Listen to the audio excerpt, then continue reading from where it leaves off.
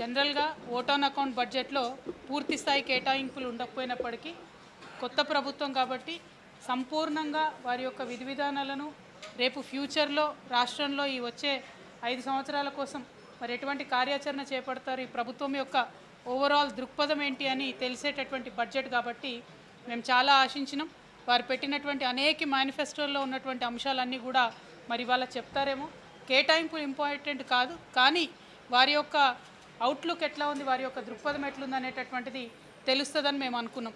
ఉదాహరణకు చెప్పాలంటే మైనార్టీ సంక్షేమం విషయంలో బోలెడని మాటలు ఇదివరకు వాళ్ళు మాట్లాడడం జరిగింది. ఇమాంలు మౌజాన్లకు 10,000 ఇస్తాం, 12,000 ఇస్తామని చెప్పడం జరిగింది. సపరేట్గా పిల్లల కోసం తోఫే తాలీం అనే కార్యక్రమాలు పెడతామని మేనిఫెస్టోలో చెప్పడం జరిగింది. కానీ వాళ్ళ మొత్తం మైనార్టీ సంక్షేమం కేవలం ఒక పారాగ్రాఫ్లో క్లోజ్ చేసేసి 2,000 కోట్ల రూపాయలు ఇస్తున్నామని చెప్పడం జరిగింది. అట్లా ఏదైనా కూడా మీదనే చెప్పిండ్రు తప్పితే సంపూర్ణంగా ఏదైతే ఎన్నికల ప్రచార సందర్భంగా మైక్రో లెవెల్ అంశాలు చెప్పిండ్రో వేటిని కూడా బడ్జెట్లో పెట్టకపోవడం అన్నది ఈ ప్రభుత్వానికి చిత్తశుద్ధి లేదనేటటువంటి విషయాన్ని తెలియజేస్తూ ఉన్నది.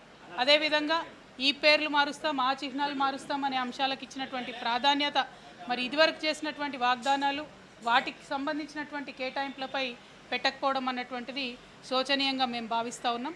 ఓవరాల్గా ఈ రాష్ట్రంలో కొత్తగా ఏర్పడినటువంటి ప్రభుత్వం పాత పేర్లను మార్చి కొత్త పేర్లను పెడతామంటున్నారు తప్పితే ప్రగతి యొక్క గేర్లు మార్చేటటువంటి విధానాన్ని వాళ్ళు ఎన్నుకోలేదు. అంటే it is just a name changing government, not a game changing government అని ఈ బడ్జెట్ చూస్తుంటే అర్థమవుతూ ఉన్నది. ప్రధానంగా మహిళలకు, అదేవిధంగా యువకులకు షాదీ ముబారక్ పేరు మీద ఇదివరకు 1,00,000 రూపాయలు కేసీఆర్ గారు ప్రభుత్వం ఇస్తే మేము అధికారంలోకి రాగానే 1,00,000 రూపాయలను 1 తులం బంగారం ఇస్తామని చెప్పినారు.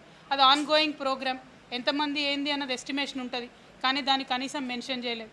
అట్లానే షాదీ ముబారక్ 1,60,000 ఇస్తారని చెప్పారు, కనీసం అది మెన్షన్ చేయలేదు.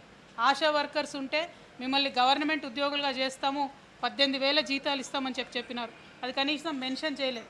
కేటాయింపు చేయకపోయినా ఒక ప్రభుత్వం యొక్క కమిట్మెంట్ను, చిత్తశుద్ధిని చెప్పేటటువంటి ఒక డాక్యుమెంట్గా బడ్జెట్ని చూస్తాం. కాబట్టి మరి ఈ బడ్జెట్ డాక్యుమెంట్లో ప్రభుత్వం యొక్క ఆ కమిట్మెంట్ లోపించిందని చెప్పి నేను భావిస్తూ ఉన్నాను.